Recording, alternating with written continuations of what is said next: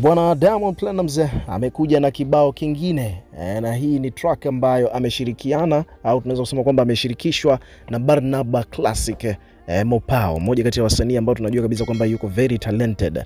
Unaweza ukawa unajiuliza kwamba bwana ukaribu wa Diamond na Barnaba umekuaje, maana amekuwa akimbless ngoma nyingi, maana tayari katika album iliyopita Golden ni kwamba tayari Diamond alikuwepo, lakini hivi karibuni tena inasemekana kwamba Barnaba anakuja na album nyingine na tayari kuna ngoma humo ndani collaboration kati ya Barnaba na Diamond Platnumz, na ni ngoma nzuri kama unavyoelewa kwamba Diamond bwana ni mmoja kati ya wasanii wakali. Sasa ukaribu wa Diamond na Barnaba kama ulikuwa hujui umetokea wapi, ni kwamba ile Nenda Kamwambie, wimbo wa kwanza kabisa wa Diamond Platnumz, inasemekana kwamba aliyeandika ile ngoma ni Barnaba. Umeona bwana, ngoma ambayo imemintroduce Diamond kwenye industry. Inasemekana kwamba mule ndani bwana kuna idea kadhaa za Barnaba katika ule wimbo wa Nenda Kamwambie. Kwa hiyo urafiki wao bwana umetokea zamani, sio jana au juzi, tokea kitambo. So kutokana na hilo basi chuma kingine hicho kinakuja, na humo ndani bwana Diamond ameposti kupitia kurasa yake wa Instagram akiwa anaimba baadhi ya mashairi ambayo yanapatikana katika hiyo ngoma. Ameimba vizuri sana, na humo ndani bwana ni nyimbo ya vijembe kwenda kwa ex wake.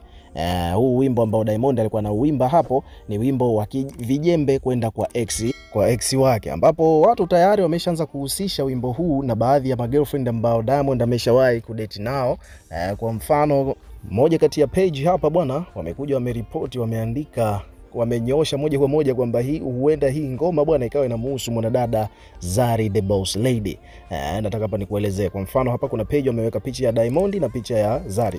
Video ya Diamond huko akiwa anaimba, alafu upande wa pili kuna picha ya bibi Zari the Boss Lady. Alafu watu wanasema kwamba bwana umeonaje verse ya msanii Diamond Platnumz kwenye wimbo wake aliyoshirikishwa na Barnaba?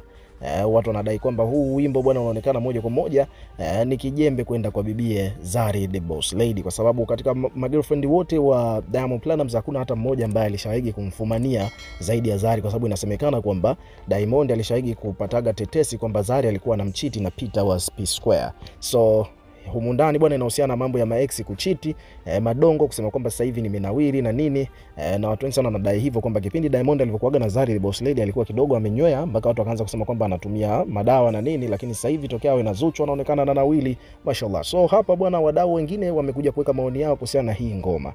Kwa mnasema bwana kiukweli mwandiko wa humu ndani kiongozi umetisha. Kwa ndio sasa bwana mimi hapa najua kabisa hii ngoma inamhusu nani.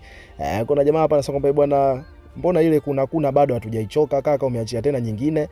Huyu hapa Nkoma Fix anasema kwamba bwana Diamond wewe ni hatari sana, maneno humu ndani nimeyapenda. Umeona Onesmo Rupia anasema kwamba kaka ukishamaliza hapo njoo gym.